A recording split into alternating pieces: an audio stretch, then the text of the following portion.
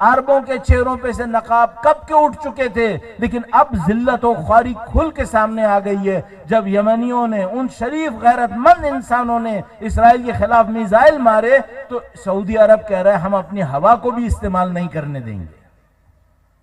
اردن کہتا ہے ہم اپنی ہوا کو بھی استعمال نہیں کرنے دیں گے۔ کہاں گئی تمہاری غیرت؟ کہاں گئے وہ فلسطینی جن کی زمینوں پہ تم لوگوں نے قبضہ کیا ہوا ہے؟ یہی اردن تھا جس نے فلسطینیوں کی زمین پہ قبضہ کیا تھا، یہی مصر تھا جس نے فلسطین کی زمین پہ قبضہ کیا تھا۔ اب بے غیرتوں کے ساتھ بیٹھے ہوئے ہیں یہ لوگ۔ اور الحمدللہ سب سے اچھی بات یہ ہوئی ہے پوری دنیا کے مسلمانوں کو ایک بات سمجھ میں آ گئی، بلکہ میں کہوں گا پوری دنیا کے لوگوں کو ایک بات سمجھ میں آ گئی ہے۔ وہ کیا ہے؟ وہ یہ کہ ہمیں حکومتوں کا انتظار نہیں کرنا چاہیے۔ پاکستان میں بھی میں یہی کہوں گا، اگر آپ کے پاس کوئی ایجنڈا ہے دین کی خاطر، اسلام کی خاطر، آپ اس کا انتظار نہ کریں اور توقع نہ کریں کہ حکومتیں آپ کے اور میرے لیے کچھ کریں گی۔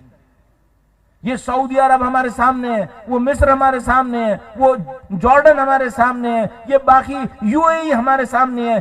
کیا کہوں ان بدبختوں نے، بے غیرتوں نے کیا کر لیا اپنے عرب بھائیوں کے لیے؟ کیا کر لیا؟ جو بڑے عرب کے نیشنلزم کے نعرے لگاتے تھے، نہ نیشنلزم کی غیرت ان کے اندر ہے، نہ اسلام کی غیرت ان کے اندر ہے، نہ انسانیت کا شرف ان کے اندر ہے۔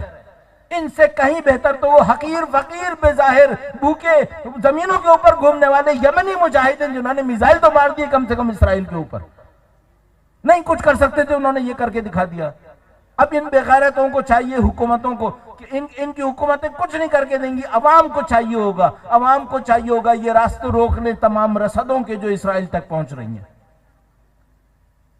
یہ جتنا آئل اسرائیل کے اندر استعمال ہو رہا ہے یہ سب عرب ممالک دے رہے ہیں، اور ان میں سے بہت سارا آئل وہ ہے جو زمینی راستوں سے آ رہا ہے۔ اس کا مطلب کیا ہے؟ اس کا مطلب ہے مصر سے آ رہا ہے، اس کا مطلب ہے جارڈن سے آ رہا ہے۔ تو مصر کی عوام کو کیا کرنا پڑے گا؟ ان کو بارڈرز کے اوپر جا کے کھڑا ہونا پڑے گا کہ ہم پانی کا ایک قطرہ بھی اگر ہمارے مسلمان بھائی کو نہیں مل رہے تو پھر وہاں کیوں بھیج رہے ہو؟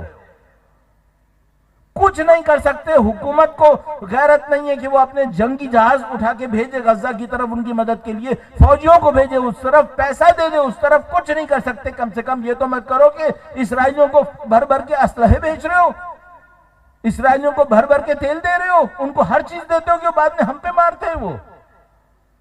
اب یہ حکومتیں نہیں کریں گی، یہ عوام کرے گی، یہ عوام کے اندر ہوگا۔ اور یہ اتنی بزدل حکومتیں ہیں، جس دن ان کو یہ اندازہ ہوا نا کہ ہماری عوام اٹھ کھڑی ہوئی ہے اور اگر ہم نے اسرائیل کی حمایت اور کی تو ہماری جانیں خطرے میں جائیں گی، اس وقت یہ نیچے آنا شروع ہو گئے۔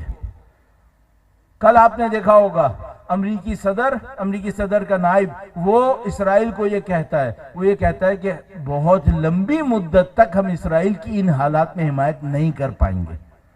بہت اس نے لفاظی کر کے لفافوں میں لپیٹ کے بات کہی ہے، لیکن اس نے کہا کہ لمبی مدت تک نہیں کر پائیں گے۔ کیوں؟ امریکی عوام ان کے ہاتھ سے نکل رہی ہے۔ وہ جو انگلینڈ کا وزیر اعظم ہے وہ جاتا ہے اور نہ صرف جہاز سے جاتا ہے تل ابیب، بلکہ اسلحے کے ساتھ اترتا ہے، نارمل سیڑھی سے نہیں اترتا، اسلحے کے ساتھ اترتا ہے، یہ دکھانے کے لیے کہ دیکھو میں تمہارا کتنا بڑا خدمت گزار ہوں۔ وہ انگلینڈ پہنچا ہے، لاکھوں لوگوں نے لندن میں مظاہرے کیے، ابھی اس کی چپ ساتھ گئی ہے، بولنے کو تیار نہیں ہو پا رہا ہے، کیونکہ اس کو اپنی زندگی اور اپنا کیریئر خطرے میں نظر آ رہا ہے۔ یہ کرنا پڑے گا عوام کو۔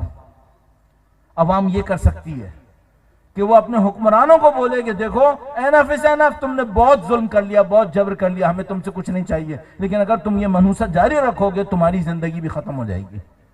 اور یہ میں آپ کی خدمت میں عرض کروں، عوام کا غصہ ایک موقع کے اوپر ابھرتا ہے۔ اس سری لنکا کو آپ دیکھ لیں جس میں کبھی کوئی پولیٹیکل موومنٹ ایس سچ نہیں چلتی تھی، ایک موقع آیا جب اس کی عوام گھسی اور انہوں نے اپنے صدارتی محل کو خالی کر کے اس کو باہر پھینک دیا کہ اب تمہاری کوئی ضرورت نہیں ہے۔ تو ان عرب حکمرانوں سے میں عرض کروں گا، میں کہوں گا کہ دیکھو بے غیرتوں، تم اگر اپنی ان بے غیرتیوں کے اندر آگے رہو گے نا، تمہاری غیرت مند عوام تمہیں اٹھا کے تمہارے صدارتی محلوں سے باہر پھینکے گی۔ یہ اگلا اسٹیپ ہے جو اس طوفان اقصی کے نتیجے میں حاصل ہو سکتا ہے۔